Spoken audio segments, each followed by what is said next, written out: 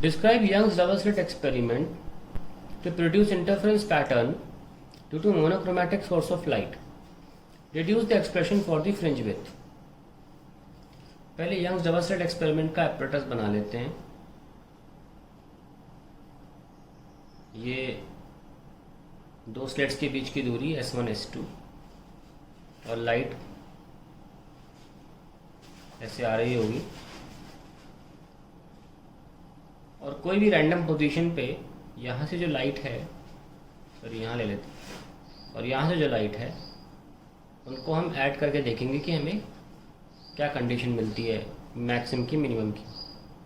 तो ये जो लाइट ट्रांसवर्स वेव है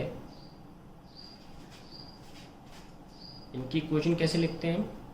पहली वाली की लिख लेते हैं A1 साइन ओमेगा टी और दूसरी वाली की लिख लेते हैं A2 sine omega T minus 5. ये थोड़ा पीछे से आ रही है तो हम पाथ में पीछे है ना. अगर हम ये एंगल सेंटर से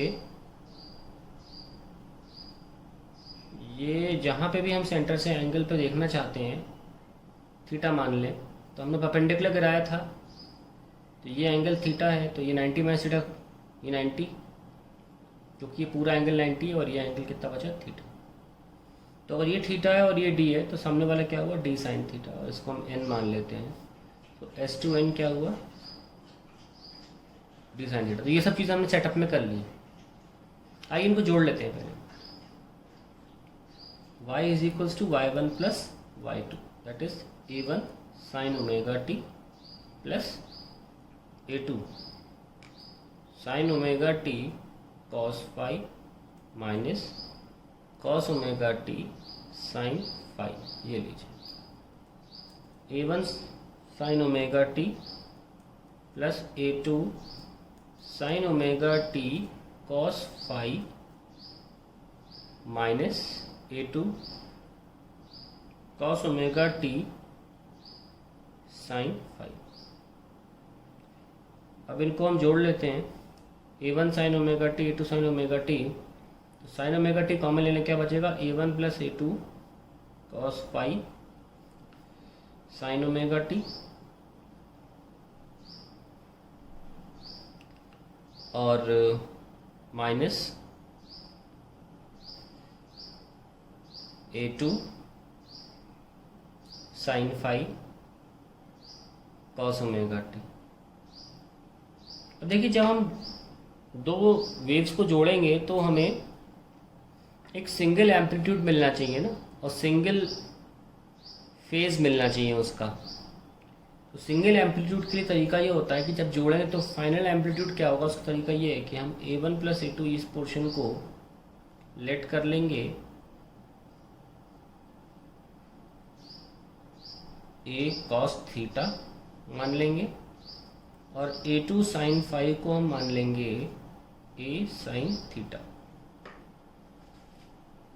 अब हम दोनों को ये फर्स्ट इक्वेशन और ये सेकंड इक्वेशन ये क्यों कर रहे हैं, इससे हमें फाइनल एम्पलीट्यूड मिल जाता है. हमने ये मान के चल रहे हैं कि let on superposition of waves, superposition of waves amplitude is capital A. तो ये वो एम्पलीट्यूड है और थीटा क्या है वो फेस जो दोनों के ऐड करने के पर हमें मिलता है. अब इस कैपिटल A को ही हमें निकालना है, क्योंकि जब फाइनल एम्पलीट्यूड मिल जाएगा तभी हम इंटेंसिटी निकाल पाएंगे, क्योंकि intensity is square of the amplitude और हमें पैटर्न के बारे में जानकारी मिल जाएगी, है ना. Produce interference pattern. Interference pattern निकालने के लिए इंटेंसिटी ही निकालनी पड़ती है. तो उसके लिए हमें फाइनल एम्पलीट्यूड, जब दो वेव्स को मिक्स किया जा रहा है, वेव्स को मिक्स करने का मतलब देखिए क्या होता है कि ये एक वेव है ना और एक वेव है मान लीजिए ऐसे थोड़ी पीछे से आ रही है ना. तो जब ये ऐड होंगी तो कुछ ना कुछ, ये जब ऐड होंगी ऐसे मिक्स होंगी तो एम्पलीट्यूड बढ़ेगा, है ना, ऐसा कुछ होगा ना. तो वो ही हम यहाँ पे निकालना चाह रहे हैं. जैसे मान लीजिए इसका हमने A1 लिया था एम्पलीट्यूड, मतलब इस पहाड़ की ऊंचाई, और इसका मान लीजिए A2 था, तो ये जो है ये A1 और A2 के रिस्पेक्ट में क्या आ रहा है, लेट अस सी दैट। सो इसका तरीका होता है squaring and adding, first and second. तो A1 square plus A2 square cos square phi plus 2A1 A2 cos phi plus A2 square sine square phi is equals to A square cos square theta plus sine square theta. ये तो 1 हो जाएगा। So we have A square is equals to A1 square plus ये देखो A2 square cos square phi plus A2 square sine square phi, ये दोनों मिलके A2 square बन जाएंगे, कॉस स्क्वायर साइन स्क्वायर 1 होता है, plus 2A1 A2 cos phi. तो हमारा एम्पलीट्यूड का स्क्वायर आ गया है। और हम जानते हैं कि इंटेंसिटी प्रोपोर्शनल टू एम्पलीट्यूड का स्क्वायर होती है, या हम लिख सकते हैं intensity is equal to K capital A square. So finally we have got the intensity A1 square plus A2 square plus 2A1 A2 cos phi. और यहाँ पे फाई क्या था, फाई था दो वेव्स के बीच में जो फेज डिफरेंस था, उसे हम फाई बोलते हैं। तो अब हम इंटेंसिटी का एक्सप्रेशन निकाल चुके हैं, ठीक है। तो अब आगे देखते हैं क्या करना है इसमें। Now let's see, we have got the intensity as K times of A1 square plus A2 square plus 2A1 A2 cos phi. अगर हमको मैक्सिमम इंटेंसिटी चाहिए तो हम A1 A2 तो फिक्स है, उसको कुछ नहीं कर सकते, कॉस फाई को ही मैक्सिमम कर सकते हैं और वो 1 होता है। कब मिलता है, 0 पे, पूरा चक्कर, फिर 2 पाई पे, फिर 4 पाई पे। और हम ये देख सकते हैं कि ट्रेंड कैसा आ रहा है कि integer even multiples of pi 2n pi. So now we have phase difference as 2n pi. So that is the condition when we can get maximum intensity A1 square plus A2 square plus 2A1 A2, और we can also write K क्योंकि cos phi 1 हो गया ना, A1 plus A2 का whole square. So we come to know that the condition for maximum intensity is 2n pi. और हम जानते हैं कि जब फेज डिफरेंस 2 पाई का होता है, यहाँ से लेकर यहाँ तक 360 हो जाता है ना डिग्री में, और 2 पाई रेडियन में, तो यहाँ से तक डिस्टेंस में लेमडा होता है। तो when phase difference is 2 pi, phase difference, the path difference is lambda. So in terms of path, the condition for maximum is x बराबर n की जगह मेंटेन करिए n, और 2 पाई की जगह लेमडा। ये कंडीशन है हमारी पाथ डिफरेंस की। नाउ अब बात करते हैं मिनिमम की, कि मिनिमम हमें कैसे मिल रहा है। सो इंटेंसिटी का फॉर्मूला है हमारे पास कि A1 square plus A2 square plus 2A1 A2 cos phi. तो कॉस फाई की मिनिमम वैल्यू होती है -1। कब मिलती है, पाई पे, 3 पाई पे, 5 पाई पे। एक बार आप निकाल लें कंडीशन क्या है, तो आपको हमेशा 2 पाई जोड़ना पड़ता है। देखो पाई हम पता है कॉस पाई में -1 आता है, तो 3 पाई 5 पाई हमने खुद ही लिख दिया क्योंकि 2 पाई जोड़ना है। नाउ पाई तो आ गया, तो अगर हम इसको फॉर्मूले में लिखना चाहें कि तो कैसे लिखेंगे, 2n - 1 पाई। यहाँ पे हम n 1 से स्टार्ट कर सकते हैं। तो अगर हम पाथ डिफरेंस पे लिखना चाहें तो 2n - 1 पाई है, और 5 में सॉरी, और पाथ में कैसे कन्वर्ट करें इसे, वेरी सिंपल भाई। 2 पाई का मतलब लेमडा, तो पाई का मतलब lambda by 2, 2n - 1 lambda by 2। तो ये हमारा पाथ डिफरेंस में मिनिमम इंटेंसिटी आ गया। अब जब हमको पता चल चुका है कि हमको मैक्सिमम और मिनिमम की कंडीशन क्या है, तो हम पैटर्न को समझाने में आसानी होगी, हम पैटर्न समझा पाएंगे। S1 और S2, तो मान लेते हैं कि ये हमारा कोई पॉइंट है,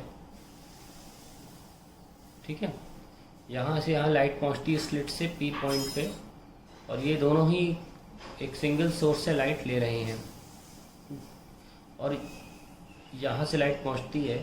तो इनके अगर मैं परपेंडिकुलर गिरा लूँ से n यहाँ पे, तो ये पाथ डिफरेंस ये बताएगा कि इंटेंसिटी क्या है।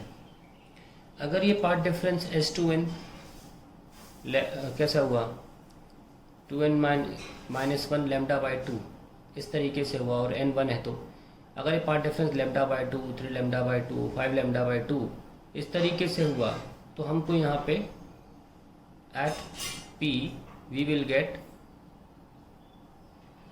0 इंटेंसिटी।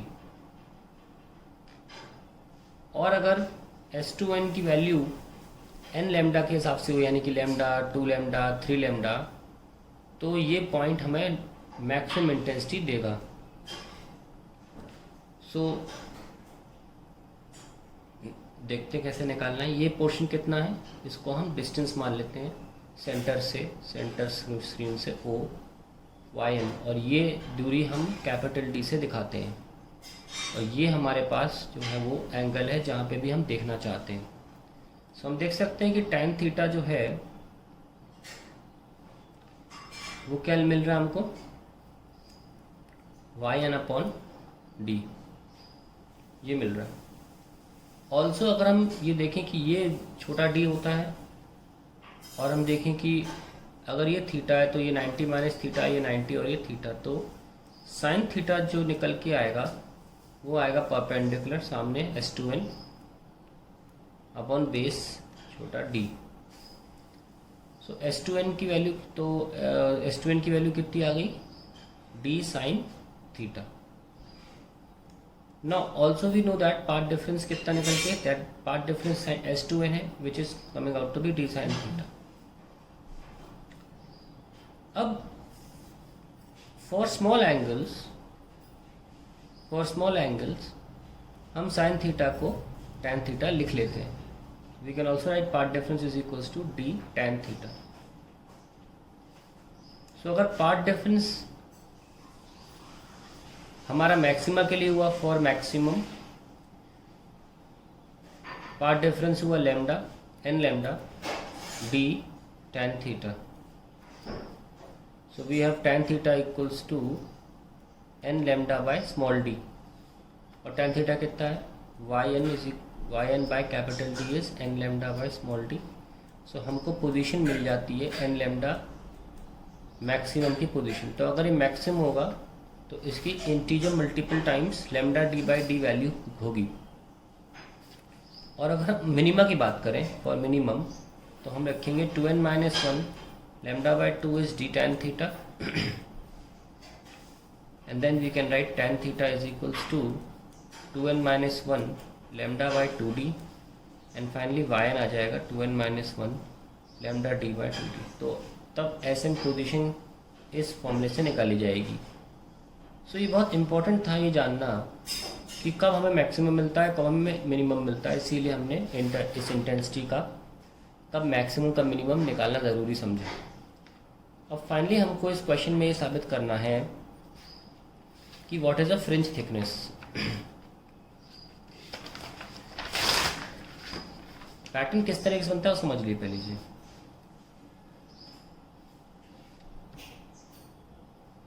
ये हमारा मान लीजिए सेंट्रल मैक्सिमम मिल रहा है, ठीक है, और ये हमारा मतलब यहाँ ब्राइट है और ये डार्क है, और ये ब्राइट है और ये डार्क है, और ऐसा नीचे भी होता है।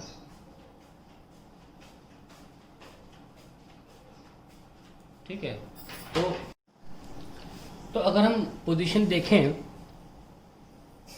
तो ये हमेशा सेंटर में हम जाके मीट कराते हैं, जो हमने पॉइंट्स लिखे हैं उनके। जैसे ये हमने ब्राइट बोला था तो हम सेंटर पे जाके मीट कराते हैं हमेशा उन पॉइंट्स के। तो ये हमारी सेंटर पे जो ब्राइट फ्रिंज मिली थी वो है। अब पहली ब्राइट फ्रिंज हमें कहाँ मिल रही है, इसके सेंटर पे देखेंगे। ठीक है, हमेशा ऐसे ही किया जाता है, सेंटर टू सेंटर ऐसे। ठीक है, और पहली डार्क फ्रिंज देखनी तो इसके भी सेंटर पे देखेंगे। पहली पहली तो ये है, सॉरी ये दूसरी है। तो अगर पहली देखनी है तो ऐसे जाएंगे हम, एंड सो ऑन, इस तरीके से देखा जाता है। तो अगर हम देखें कि पहली ब्राइट फ्रिंज जो है वो कहाँ मिली हमें, ज़ीरो पे, मतलब ज़ीरोथ वाली बात कर रहे हैं तो ज़ीरो पे मिली। और पहली ब्राइट फ्रिंज कहाँ मिली हमें, लैम्डा डी बाय छोटे डी पर। और दूसरी वाली हमें कहाँ मिली, 2 लैम्डा डी बाय छोटे डी पर। भूले नहीं कि ब्राइट फ्रिंजेस के लिए formula n lambda D by D था, तो हमने बस में नंबर डाला है। तो अगर हम देखें कि पहली वाली सेंटर वाली तो ये है, और पहली वाली कौन सी है, ये है। तो यहाँ से लेकर यहाँ तक जो है ये पहली ब्राइट फ्रिंज है सेंटर वाली, और मतलब पहली नहीं बोलना चाहिए, ज़ीरो बोलना चाहिए, और फर्स्ट वाली ये है। तो इनके बीच में, इनके सेंटर्स के बीच में जो दूरी है वो डार्क फ्रिंज की थिकनेस मानी जाती है। ठीक है, तो अगर हम डार्क फ्रिंज की थिकनेस निकालना चाहते हैं, इसको बीटा से दिखाते हैं, डैश से दिखाते हैं डार्क को, तो it will be 1 minus y0, that will be lambda D by D minus 0, that is lambda D by D. आप अलग तरीके से भी कर सकते हैं, जैसे कि आपकी ये फर्स्ट ब्राइट थी तो अगली बार ब्राइट यहाँ मिलेगी, है ना, तो हम सेंटर से देखेंगे। तो ये जो है इसको भी हम डार्क फ्रिंज की थिकनेस मान लेते हैं। ठीक है, सो हम चाहे तो वैसे निकाल सकते थे, y2 माइनस y1 से निकाल सकते थे, तो भी हमारा आंसर सेम आता। ठीक है, कहने का मतलब ये है, मैं आपको क्लियरली दिखा दूँ कि अगर पैटर्न इस तरीके से है, कभी कभी क्लियर नहीं होती ये बात पैटर्न वाली, ये ब्राइट है और ये डार्क है, ये भी डार्क है, फिर अगला ब्राइट, फिर ब्राइट, है ना। तो ये थिकनेस नहीं होती है, बीटा ये नहीं होता है कि आपने बोल दिया कि ये ब्राइट की थिकनेस है और ये डार्क की थिकनेस है, नहीं, ये नहीं होता। हम सेंटर से देखते हैं, दो ब्राइट के सेंटर से जो दूरी है वो डार्क की थिकनेस मानी जाएगी, ये कह रहा हूँ। ठीक है, तो अगर मैं इसको सेंटर मान रहा हूँ y0, y इक्वल टू 0, और ये जो है यहाँ पर y1 है जो कि लैम्डा डी बाई डी के बराबर है, तो आप देख सकते हैं कि ये बीटा डैश यानी कि thickness of dark fringe lambda D by D है। कुछ लोग सोच सकते होंगे कि सर इसमें ब्राइट भी तो आ रहा है। कोई बात नहीं, जब भी कोई चीज़ें जैसे दो ट्रेन्स हैं, जब भी एक्सटेंडेड बॉडीज होती हैं हमेशा दूरी उनके सेंटर से दिखी जाती है। ठीक है, हम दो ट्रेन्स के बीच की दूरी ये नहीं बोल सकते, यही प्रॉब्लम यहाँ भी है, इसलिए हम सेंटर से लेते हैं। उसमें ब्राइट आ रहा है, कोई बात नहीं, तो याद रखें फ्रिंज थिकनेस ऐसे देखी जाती है।